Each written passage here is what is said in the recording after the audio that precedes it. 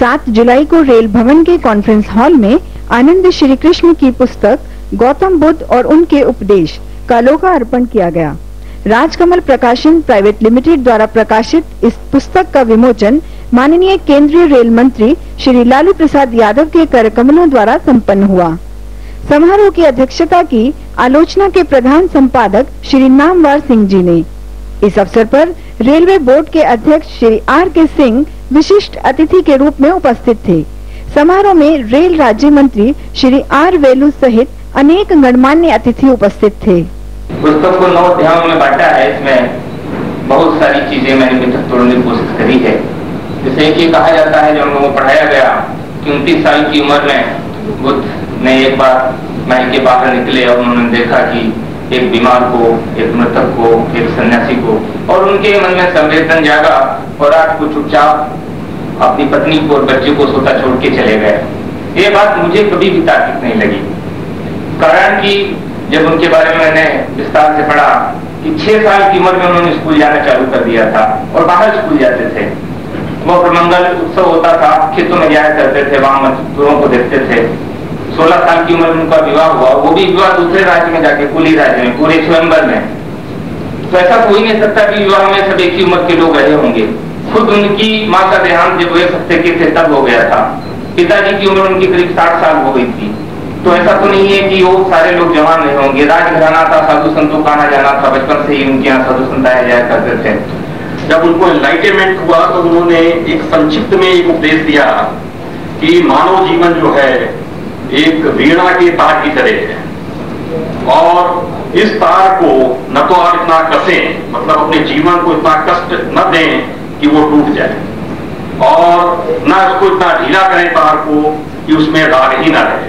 He's a great person with such enlightenment.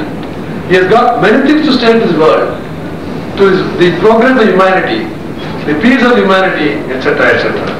So that way, I think I must congratulate this Krishna as in having applied his mind in a different way, in a different angle, and see that and call out what exactly the Buddha's teachings were, the crux of it, the quintessence of Buddha's teaching.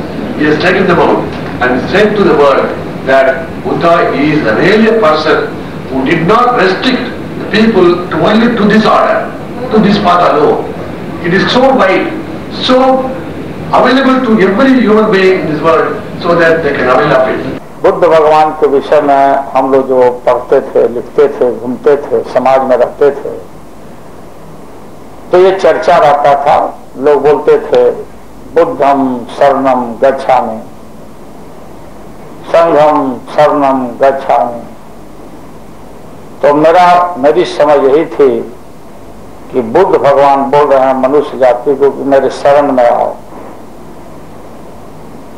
लेकिन जब वो शिलालेख पर जो लगाया उनके उपदेशों को,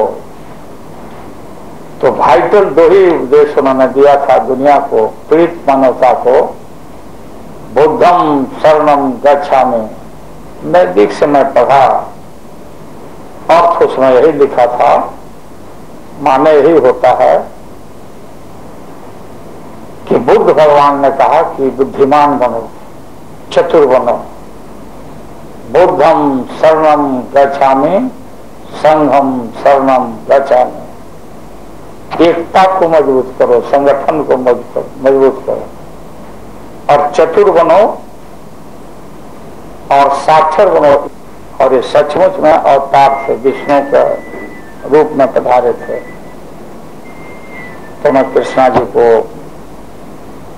बधाई देता हूं कि उनका मेहनत सफल हो। यह पुस्तक सभी जगह लोग अध्ययन करें, समझने का काम करें। Yes, of